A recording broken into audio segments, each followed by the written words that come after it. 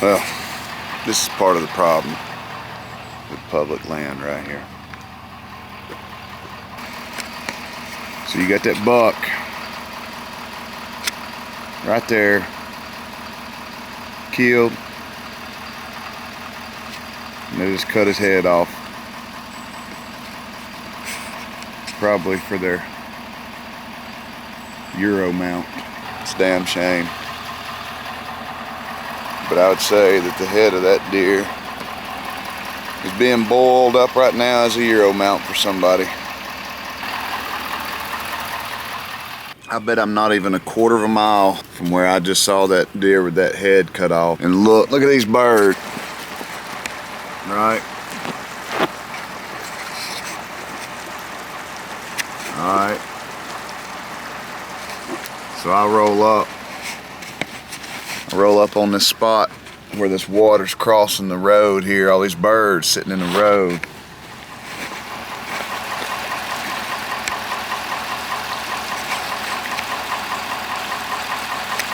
One, two, three of them dead. All right here on the road edge, on the bank.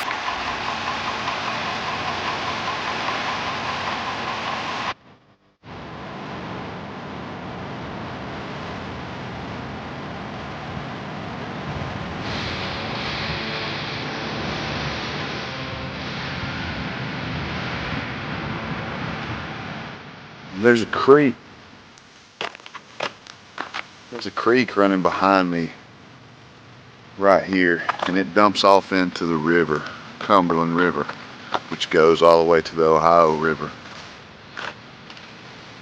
But just, you can smell decay and decomposition. You can smell it from that water because we got so much rain, so much flooding. We've got acres and acres of swampy area, and I believe every deer that's been wounded and died in that swamp that people just quit chasing has floated up because that water rose, swamps rose, and they got into some current. And I think that might be why I'm seeing so many deer piled up like at that drain tile a while ago, where it crossed the road, swamp crossed the road, current got up, and then as they shoot through there, they get in that backwater. I think that might be what's going on, because to have that many deer just right there is suspect. But as I pulled in here and I'm getting ready to jump on my bike and really take off back in there, I smell it.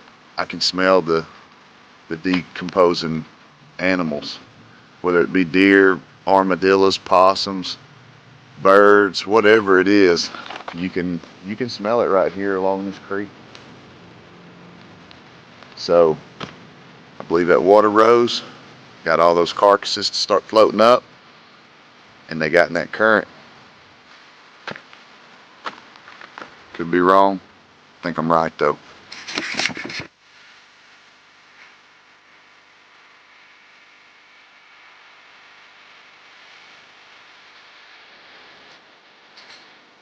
So I got my bike set up, pack set up.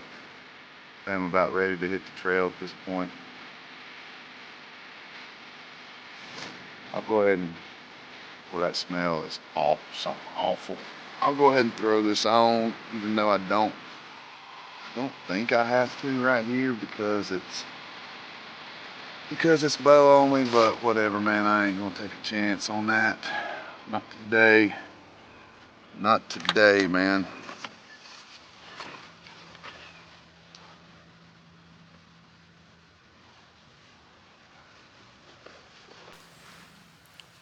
Maybe they won't smell us.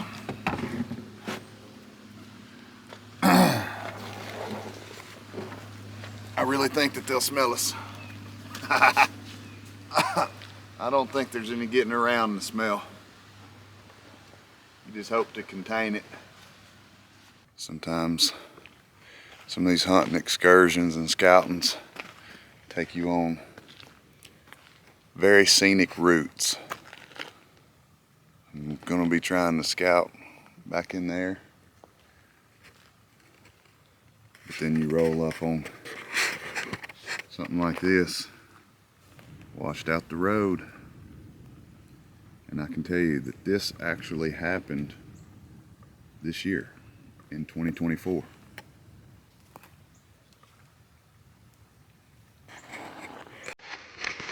We had several night floods.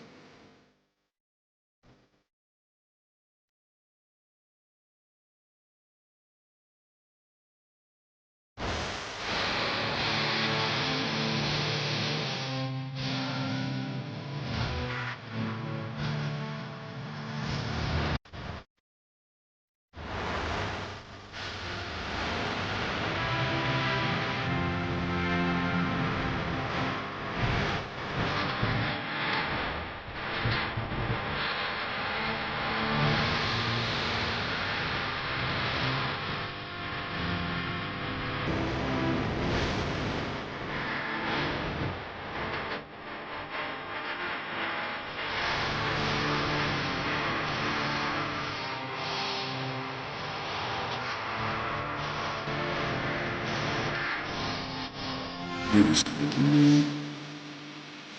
forever to get up in here. I was standing 20 yards from here an hour and a half ago. I've tried to pick a tree. It's probably, like I said, it's probably dumb. This is probably a ridiculous spot. So I'm right on the corner of a field. It was a bean field.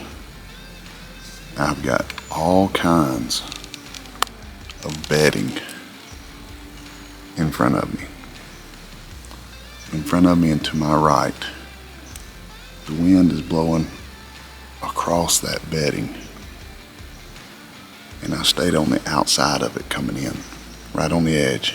As you can see behind me, I've got a flooded creek bottom behind me. Deer had been crossing that creek bottom right through here, below me. But there was nowhere to get to where I wasn't right on the edge of the creek. Right here, I'm only about 10 foot up in a tree. Because right here, if anything pops out of that bedding, and I can see it walking the edge, I'll have about a 30-yard shot or so in one lane right here. So that's what I'm trying to do, is hope that I got tucked back in here enough to where a deer, a buck, is going to cross the only spot that I can shoot it. We'll see how it goes, but it took me forever to get up in this tree. I went high, came down. Just, it's a great tree, but the stuff in front of it makes it horrible. Problem is, there is no other tree around here that don't have so many limbs hanging out in front of it. I'm on public. I can't go cutting these limbs. So we'll see if anything pops out of this bedding area right here this evening with this east wind, abnormal. But we've got a straight east wind right now, which means my scent is blowing into the creek. So anything that comes in through here, it's creek on one side, so not too many things can ambush, and they can see for 600 yards across that field.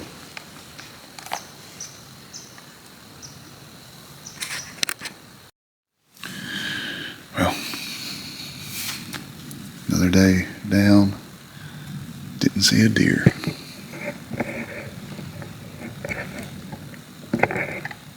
I believe these deer have had tons of pressure, and for the most part they wait until complete darkness to come out. Try it again once this rain passes. Hey, I appreciate y'all hanging out with me on this hunt. They don't always go like you want them to. Sometimes you just don't see deer, and I try to keep it honest with you guys. I probably had over 100 sits this year. Some of them I just didn't see deer, but I did get some cool footage of an armadillo for you guys. See y'all next time.